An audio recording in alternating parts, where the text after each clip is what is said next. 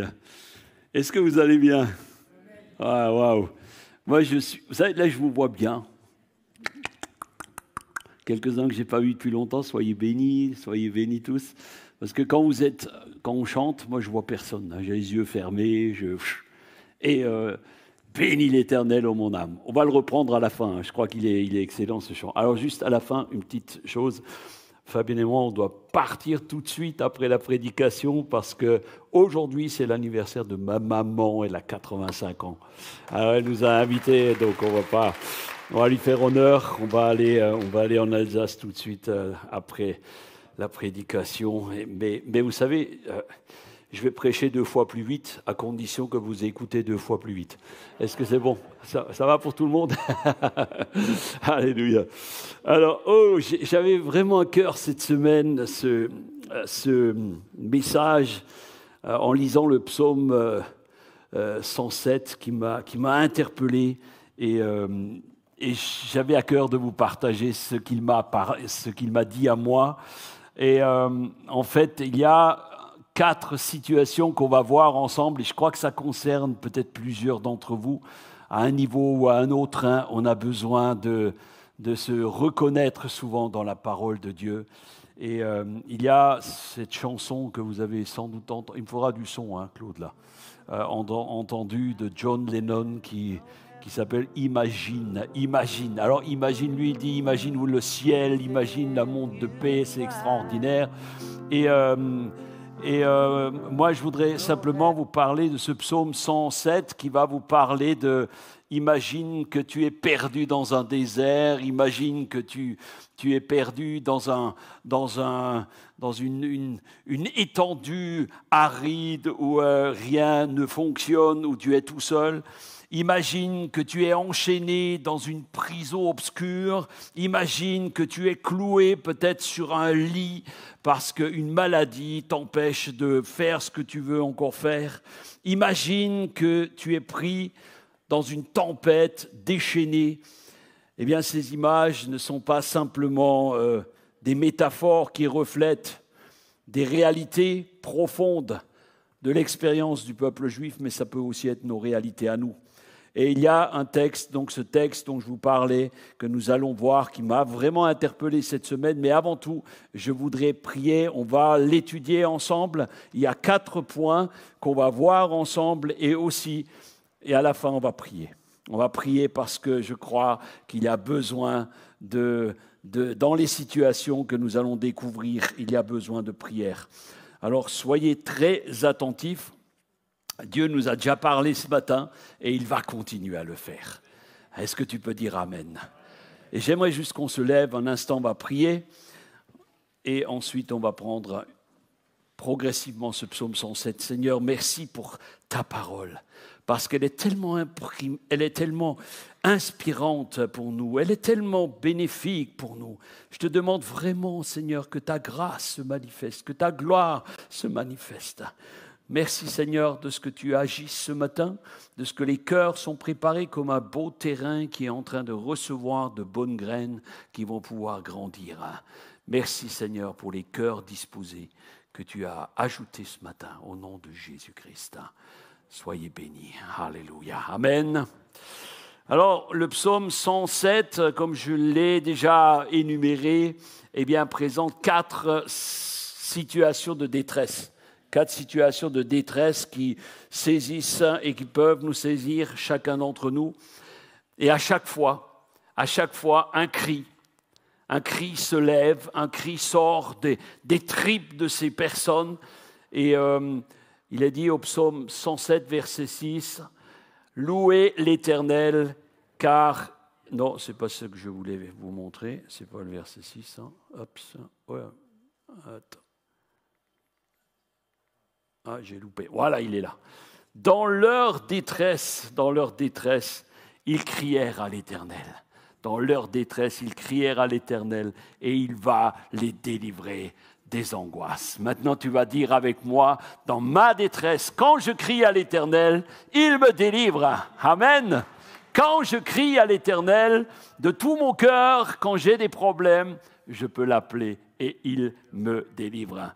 Ce refrain résonne comme un écho, vraiment à travers les âges, et il nous rappelle que, quelle que soit notre situation, et ça c'est beau, Dieu nous entend. Dieu nous entend. Dieu entend et il répond par miséricorde. Amen. Alors, au travers de ce psaume 107, on va explorer ces 4 situations de détresse et découvrir comment elles peuvent trouver un écho dans ta vie, dans notre vie. Alors, nous verrons comment, face à l'errance, à l'oppression, à la maladie et aux tempêtes de nos vies, notre réponse, ta réponse, peut être un cri à Dieu. Juste un cri. Pas contre quelqu'un, contre ta femme, pas contre ton patron, contre le président, contre ton pasteur, mais un cri vers Dieu. C'est autre chose.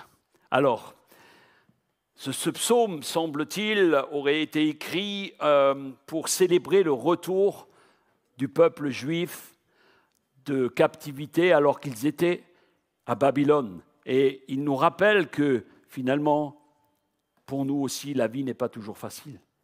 C'est vrai que nous vivons dans un monde aujourd'hui où la vie n'est pas facile.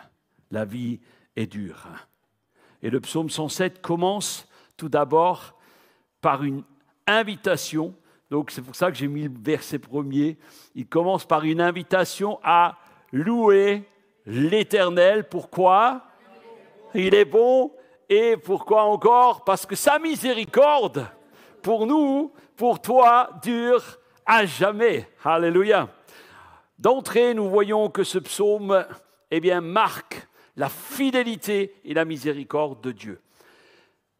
Et j'oserais dire, quand notre détresse devient louange, lorsque tu es dans une situation complexe, lorsque tu es dans une situation de détresse, au lieu de te rebeller, commence par louer.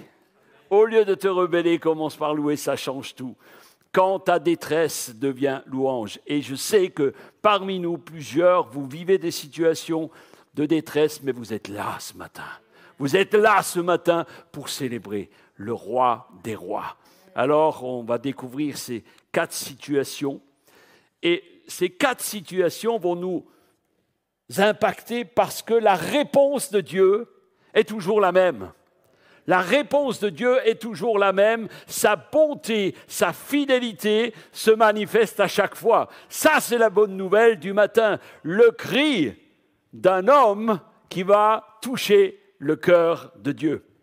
Alors, premier verset qu'on va lire, c'est à partir du verset 4.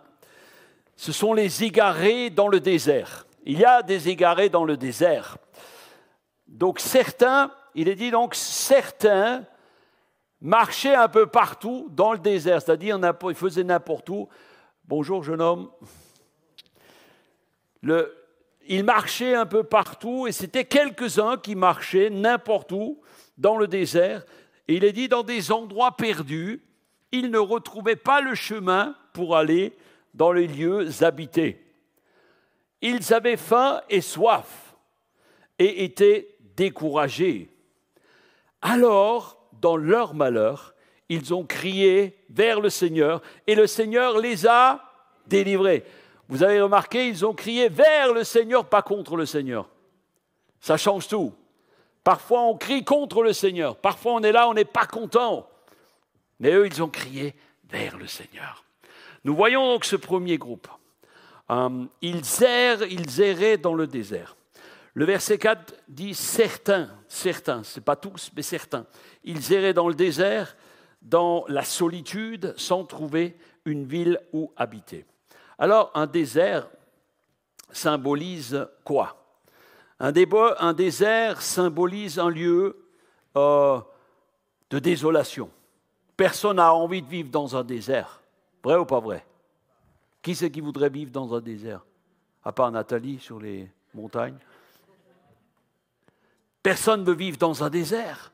Le désert, c'est le danger et l'incertitude. La nuit, il fait froid, le jour, il fait chaud. Il y a des tempêtes de sable, il y a toutes sortes de choses. Et nous voyons que les voyageurs ici mentionnés, il est dit, ils sont perdus dans le désert. Ils sont perdus, sans direction, ni refuge. Et mes amis, cette situation évoque des périodes de notre vie. Évoque des périodes peut-être de ta vie aujourd'hui. Peut-être tu es dans une étendue devant toi et tu ne sais pas comment t'orienter, sans but, sans repère. C'est un temps que nous vivons parfois où nous sommes dans l'espérance de sortir du désert. Personne ne veut rester dans un endroit de désert. Et j'ai pensé à cette idée, parfois les hommes politiques ou les vedettes du showbiz traversent, on dit qu'ils traversent une période de désert. Et tous, lorsqu'ils sortent de cette période de désert, vous savez, c'est difficile, hein, c'est souvent des gens qui étaient en vue de tout le monde et tout d'un coup, ils se retrouvent tout seuls au milieu d'un terrain aride, plus personne leur téléphone, plus personne leur parle, ils sont tout seuls.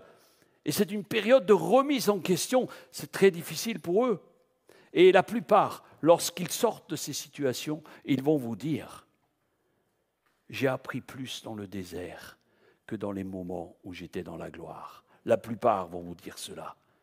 Et je pense particulièrement au chanteur Michel Delpech qui est décédé maintenant et qui avait traversé un moment de désert. Et il avait écrit un livre extraordinaire que j'avais lu qui s'appelait il a trouvé Dieu dans son désert. Et ce livre s'appelle « L'homme qui avait bâti sa maison sur le sable ». Et à la fin de sa vie, il a donné sa vie à Dieu. Et c'est vraiment quelque chose d'extraordinaire. Les moments, vous savez, de désert sont des moments où nous pouvons nous tourner vers Dieu. Et ça spirituellement, cela représente que nous sommes en quête de quelque chose, une âme en quête de sens, éloignée de Dieu, cherchant un lieu de repos et de paix. Le désert, c'est aussi un lieu de souffrance. Le verset 5 dit « Ils souffraient de la faim et de la soif. » Et il est même dit que leur âme défaillait en eux. La faim et la soif qui est décrite ici, ce n'est pas seulement physiquement, mais c'est aussi spirituellement. Spirituellement. L'âme défaillante. C'est une âme en peine, une âme qui cherche quelque chose, qui rentre en elle-même, tu rentres en toi-même. Quand nous avons chanté ce chant « Bénis l'Éternel, ô mon âme », c'est quand tu parles à ton âme. Est-ce que tu parles à ton âme? Parle à ton âme. Et cela nous rappelle que sans la présence de Dieu, cette présence que nous avons vécue ce matin, eh bien, si nous sommes sans la présence de Dieu, notre âme reste insatisfaite, vide, parce que nous avons besoin d'une nourriture, la nourriture de la parole de Dieu. Nous avons besoin de la nourriture du Saint-Esprit que seul Dieu peut nous offrir. Il y a un cri de détresse et Dieu va donner sa réponse divine au verset 6. Dans leur détresse, ils crièrent à l'Éternel et il va les délivrer de leurs angoisses. Mes amis, le désert est un lieu d'angoisse, un lieu où tu n'as pas envie d'être, un lieu où tu te sens écrasé, où tu ne sais pas trop où tu vas aller. Alors face à cette situation désespérée, le voyageur que nous avons vu se tourne vers l'Éternel. Il va se mettre à genoux et dire « Seigneur mon Dieu, j'ai besoin de toi. » Et je vous encourage à faire la même chose. Son cri sincère, la bonne nouvelle, son cri sincère est entendu de Dieu. Et Dieu répond avec compassion. Et ce verset souligne la fidélité de Dieu à répondre à ceux qui l'invoquent. Si tu l'invoques de tout ton cœur, il te répondra. Peut-être il ne te donnera pas la réponse que tu attends toi, mais il te donnera la réponse qui est la meilleure pour toi. Ça change tout. Dieu ne reste pas indifférent à nos souffrances, mais il intervient vraiment pour nous secourir.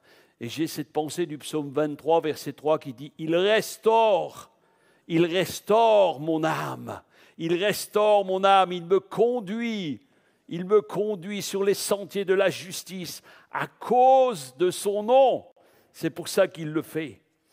Alors, première situation pour nous-mêmes. Nous avons besoin de reconnaître nos déserts. Parfois, on est dans des déserts, mais on ne veut pas le reconnaître. Parfois, on est dans des déserts, mais on se dit « Non, ça va aller, c'est bon. Je vais arroser un peu, je vais mettre un peu la télé, je vais regarder quelque chose, ça va aller. » Nous devons identifier les moments où nous nous sentons perdus. Parce que c'est dans ces périodes que Dieu peut-être va te parler le plus. Nous devons exprimer également notre besoin à Dieu. Tu dois lui dire, Seigneur, voilà ce dont j'ai besoin. Comme lui, tourner vers Dieu, malgré la situation, malgré le désert. Être attentif aussi à ce que Dieu va nous dire. Ensuite, nous pouvons trouver la satisfaction en Dieu. Nous devons comprendre que la seule relation avec Dieu peut nous combler. Tu n'as des fois pas besoin d'autre chose. Dieu et toi et Dieu, seul dans ta chambre. Alléluia. Lorsque nous nous sentons perdus sans direction, Dieu est prêt à nous guider. Amen.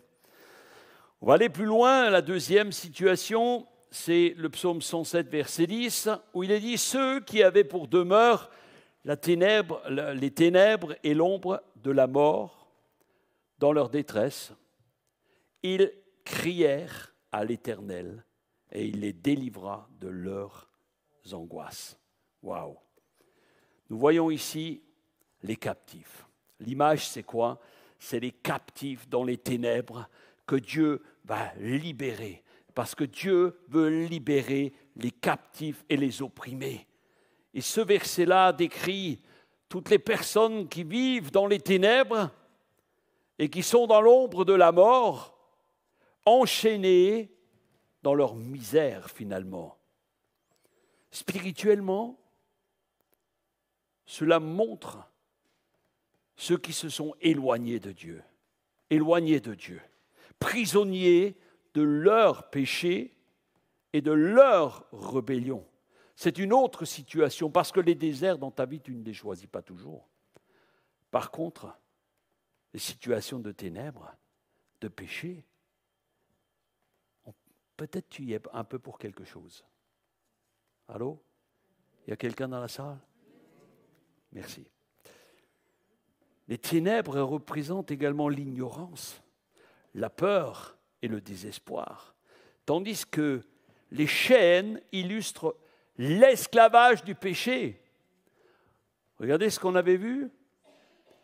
Ceux qui avaient pour demeure les ténèbres, dans leur détresse, ils crièrent à l'Éternel et il va les délivrer de leurs angoisses. Leurs angoisses, c'est comme des chaînes qui doivent être brisées. Et ensuite, on voit que la situation vient, c'est ce peuple qui était enchaîné, transporté en esclavage à Babylone. Ils ne l'ont pas choisi, mais c'est à cause de leur désobéissance. À cause de leur désobéissance, ils ont été pendant des années dans une ville de ténèbres. Et le verset 13 nous montre le cri de détresse de la délivrance. Ils crièrent à l'Éternel. Et leur cri sincère a été entendu. Mes amis, ce verset souligne à nouveau la miséricorde de Dieu qui est prêt à pardonner, à libérer ceux qui se repentent et qui l'invoquent sincèrement. Si nous sentons que nous sommes pris dans des liens de péché, tenus par l'ennemi, eh bien nous devons reconnaître notre propre captivité. Nous avons besoin de le reconnaître et dire « Seigneur, j'ai besoin que tu me libères de tel ou tel domaine. » Ça peut être une addiction, ça peut être quoi que ce soit. Simplement, laisse-toi libérer. Nous voulons identifier les domaines de notre vie où nous sommes liés par le péché, la peur ou le désespoir. Parce que souvent, c'est une conséquence, le désespoir. Nous devons apprendre à nous tourner vers Dieu simplement, dans la détresse où nous nous trouvons, et ne pas hésiter à crier à Dieu. Moi, un jour, je l'ai fait.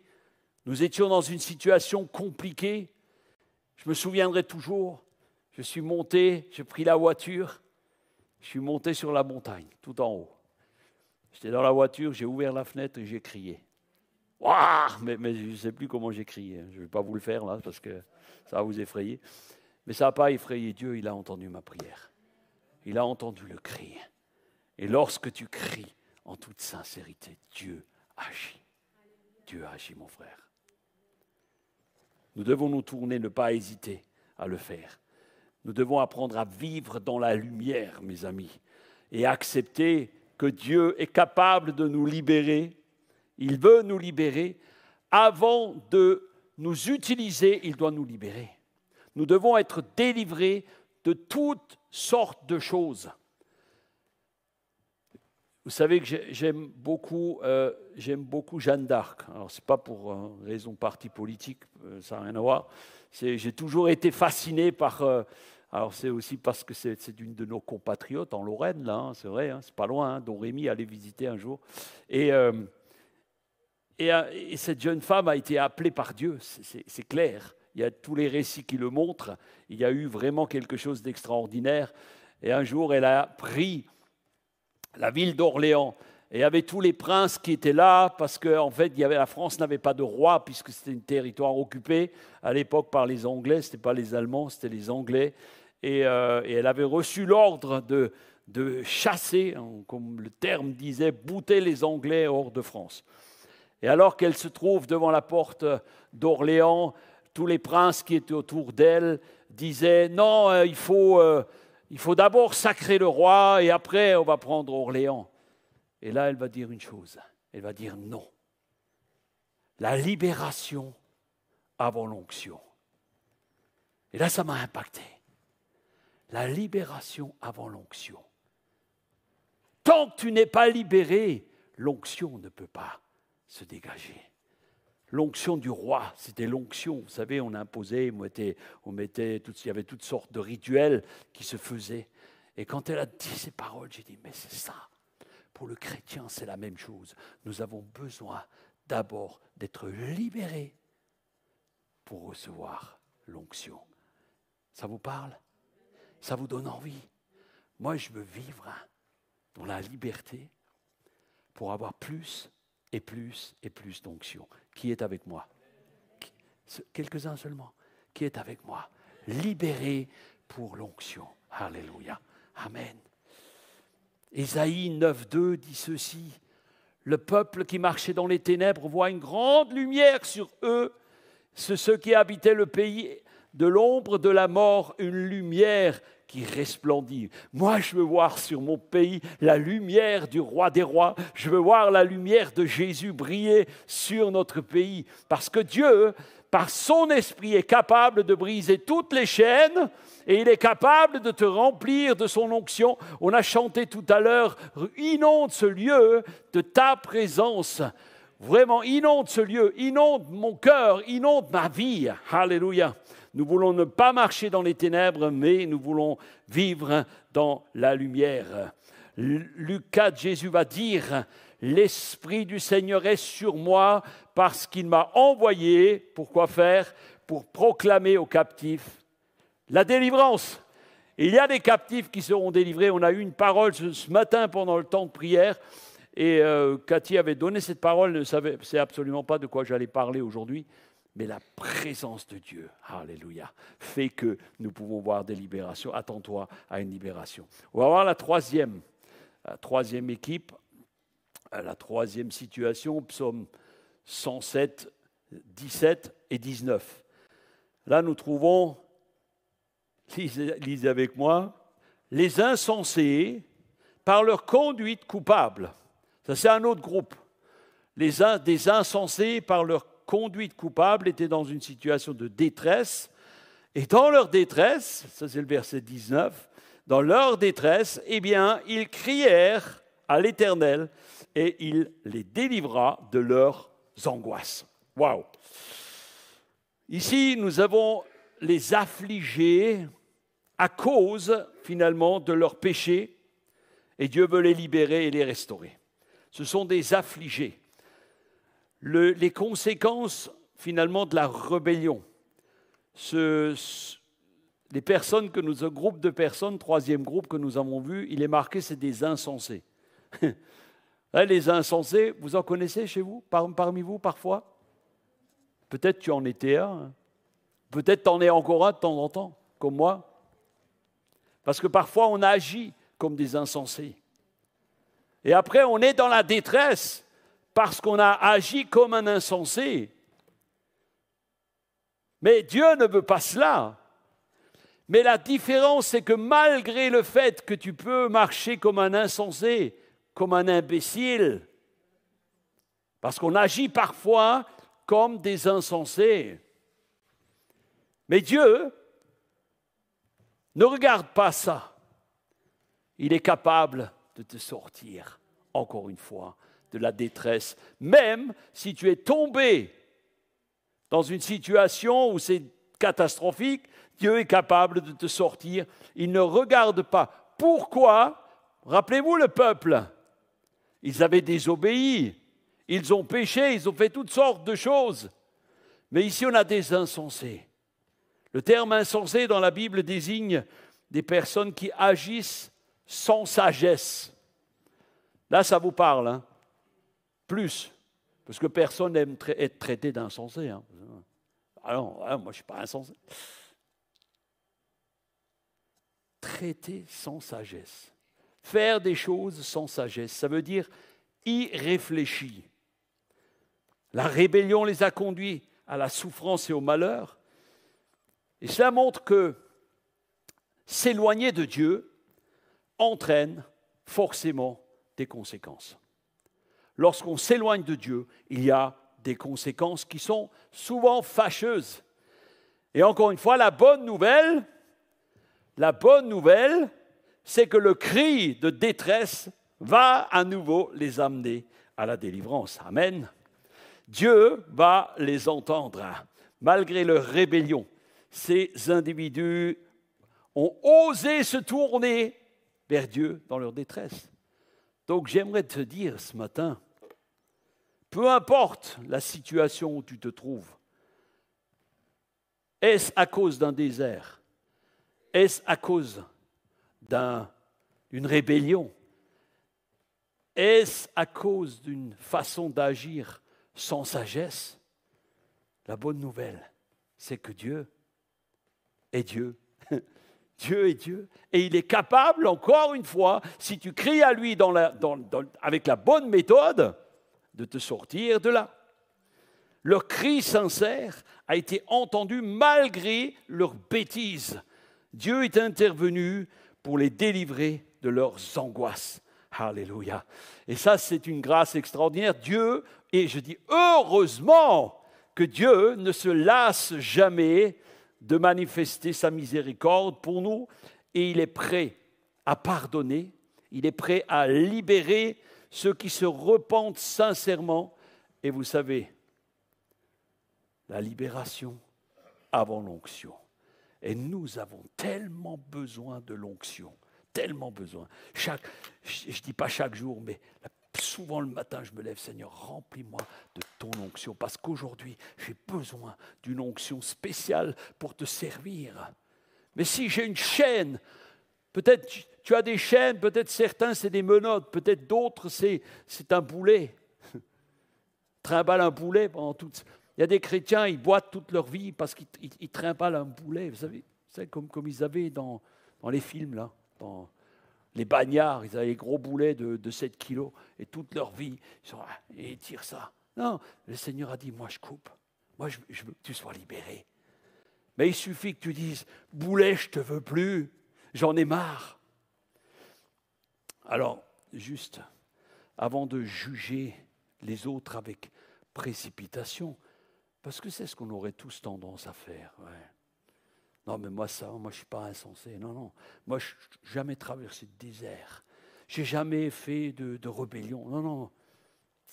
Mais lui, elle a besoin, avant de commencer à juger, commence à te dire, peut-être ça pourrait être moi qui suis dans sa situation.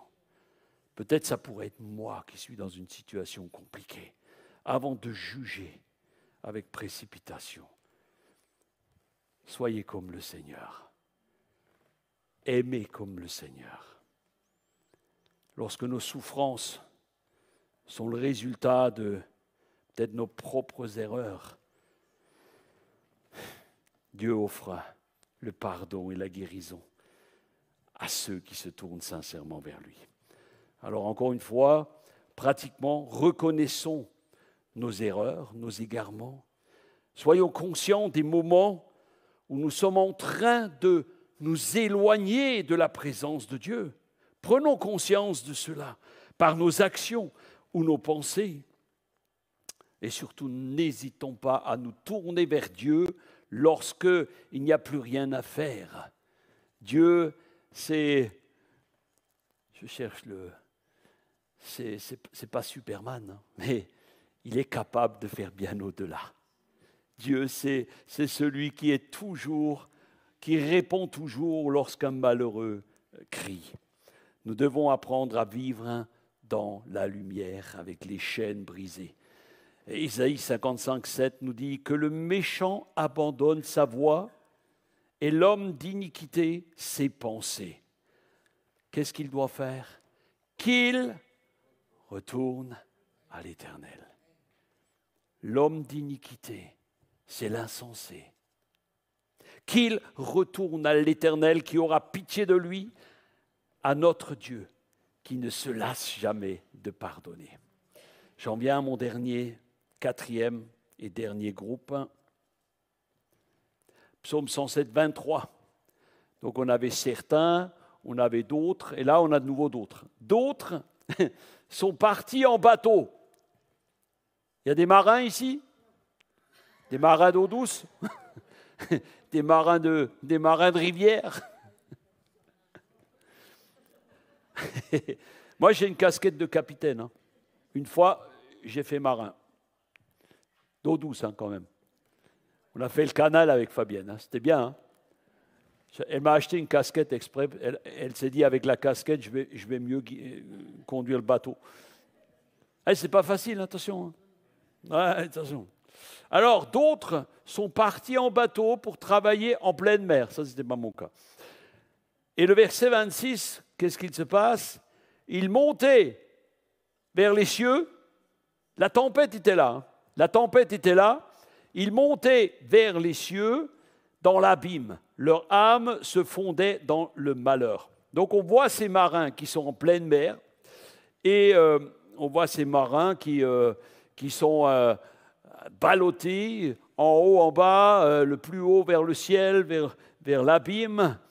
Et ces marins sont dans une tempête tellement violente que les vagues, ils auront peur. Hein. Franchement, il ne faut pas se cacher. Quoi. C'est comme les montagnes russes. Qui a déjà fait des montagnes russes? Un seul. Les montagnes, pas en Russie, les montagnes russes à Europa Park, ou je ne sais pas. Ouais, il y en a plusieurs. OK. Eh bien, c'est un peu ça, mais sauf qu'il y a l'eau avec. Hein.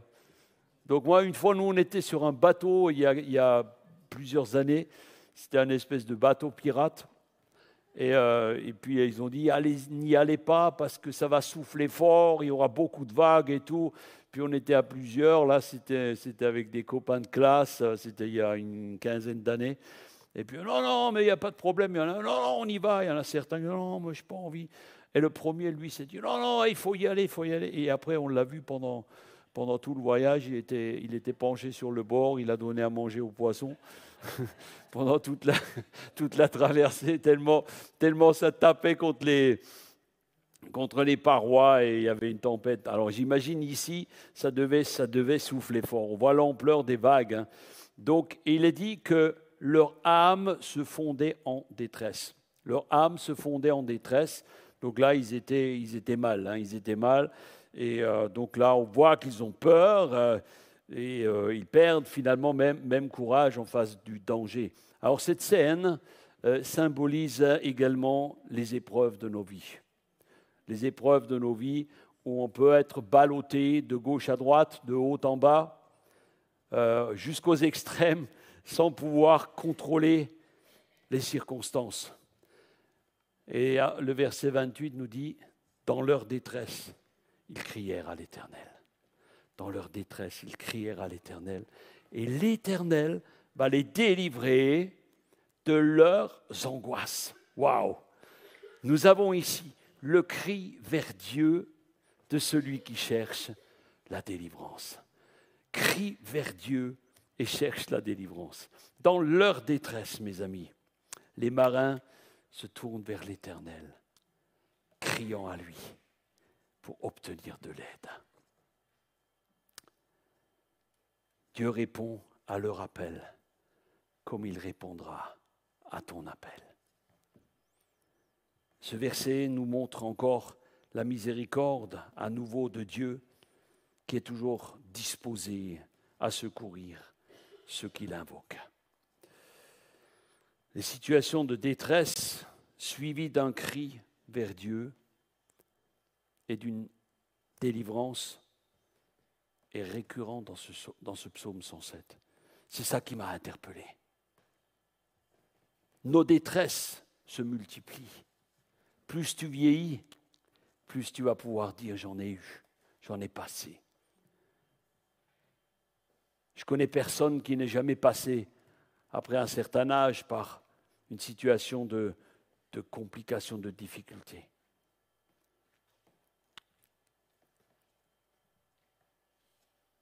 Nous devons reconnaître nos tempêtes personnelles, identifier les moments où nous sommes submergés, où les vagues tapent contre le bateau de notre vie. Et nous devons apprendre à nous tourner vers Dieu dans nos détresses. Parfois, on se tourne vers toutes sortes de choses, mais on ne pense pas se tourner vers Dieu. Comme les marins, n'hésitons pas à crier à Dieu, sachant qu'il est prêt à nous délivrer de nos angoisses, à nous délivrer de la tempête. Faisons confiance à la fidélité de Dieu. Ta fidélité est grande, ta fidélité est incomparable. Nul n'est comme toi, ô Seigneur, grande est ta fidélité. Alléluia. Peu importe l'épreuve par laquelle tu passes. Le psaume 46, versets 2 et 3 nous dit ceci. Dieu est pour nous un refuge et un appui, un secours qui ne manque jamais dans la détresse.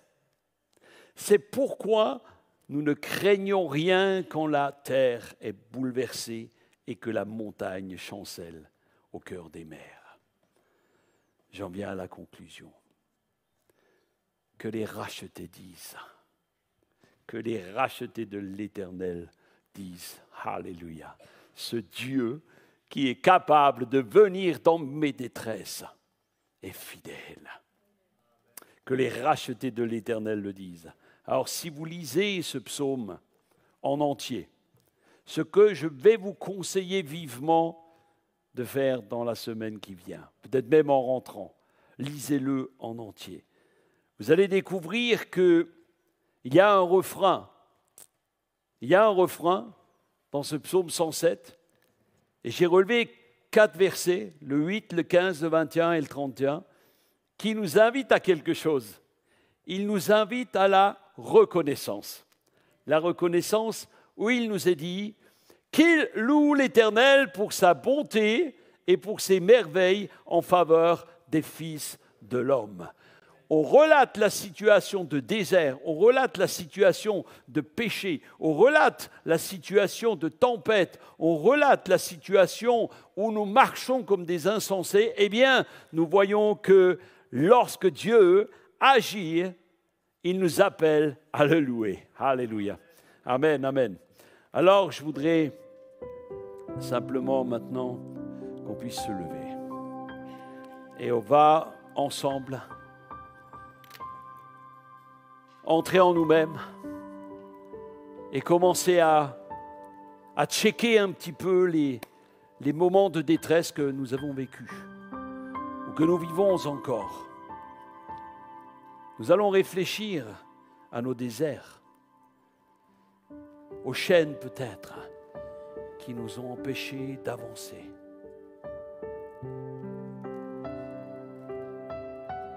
Les bateaux sur lesquels nous nous sommes embarqués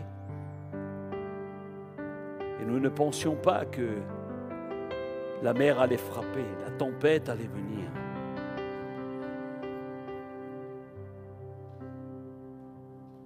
Peut-être fermons nos yeux un instant.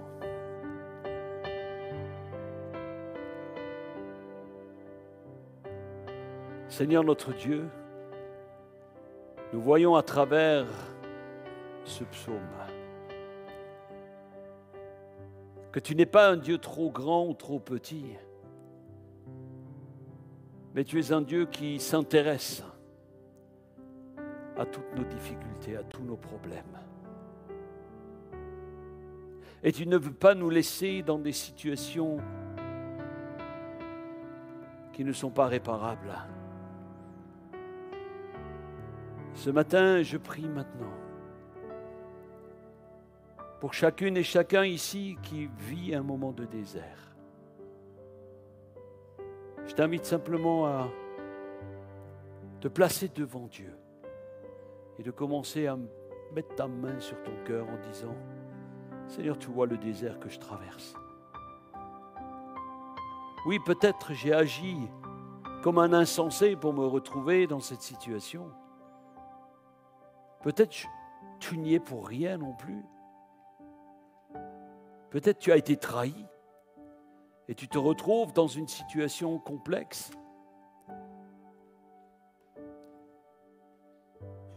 Je veux simplement te dire ce matin, le cri d'un malheureux, Dieu l'entend. Le cri d'un malheureux, Dieu l'entend. Quelle que soit ta situation, parce que Dieu est fidèle. Je voudrais t'inviter maintenant. Peut-être tu es là et tu te sens comme abandonné. Tu te sens comme laissé de côté, rejeté. La bonne nouvelle, c'est que Dieu est capable aussi de recevoir ton cri. Mais ce que je te dis ce matin, ce n'est pas moi qui vais crier pour toi. Et le Seigneur a vu tes larmes en secret. Il a vu tes pleurs. Et aujourd'hui, simplement, tends les mains vers lui, dis Seigneur, j'ai tant besoin de toi. Et toi qui es lié par toutes sortes de chaînes, elles sont tellement lourdes que tu ne peux même plus lever les mains vers lui. Chaîne d'incrédulité, chaîne de peur, de péché. Tu es là, tu as ces chaînes, tu les vois, et tu as du mal à les lever en disant, Seigneur, libère-moi. Oh, Karabasonto Boshika, Karabayara Santa. Saint-Esprit, Saint-Esprit, tu les connais. Tu vois ceux qui sont dans cette situation.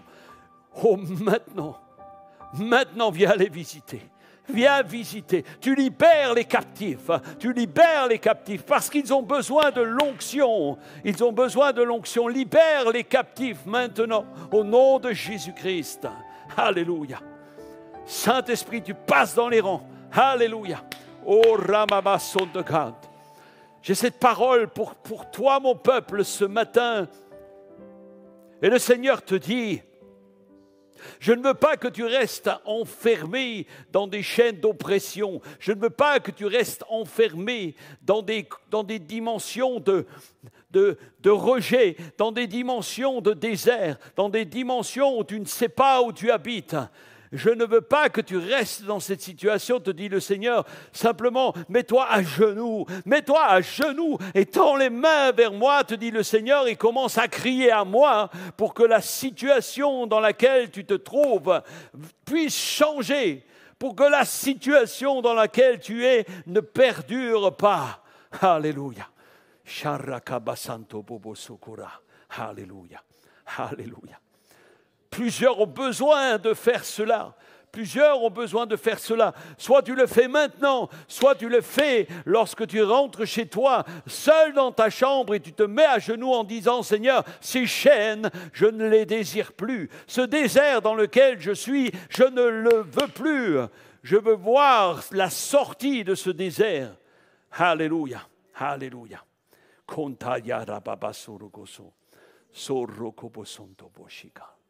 La libération avant l'onction. Alléluia. Jésus-Christ est Seigneur. Alléluia. Alléluia. Alléluia. J'aimerais qu'on chante ensemble a cappella comme ça. Jésus-Christ est Seigneur. Il est sorti du tombeau. Il est vainqueur. Il est vainqueur. Dites avec moi, il est vainqueur. Alléluia. Il est vainqueur. Oh, la babasonto yakarabasi. Jésus-Christ est Seigneur. Il est sorti du tombeau. Il est Seigneur. Tout genou fléchira, toute langue confessera que Jésus est Seigneur. Chantons ensemble. Jésus-Christ est Seigneur. Il est sorti du tombeau, il est Seigneur. Tout genou fléchira, toute langue confessera que Jésus est Seigneur. Donnons-lui une acclamation. Alléluia, amen. Alléluia. Merci Seigneur, tu bénis chacun maintenant, que chaque personne puisse rentrer dans son foyer avec cette certitude que dans la détresse, tu n'abandonnes jamais personne. Alléluia. Simplement lève tes mains, crie à lui et dis Seigneur, j'ai tant besoin de toi. Amen. Prenez soin de vous, prenez soin de votre âme. Alléluia.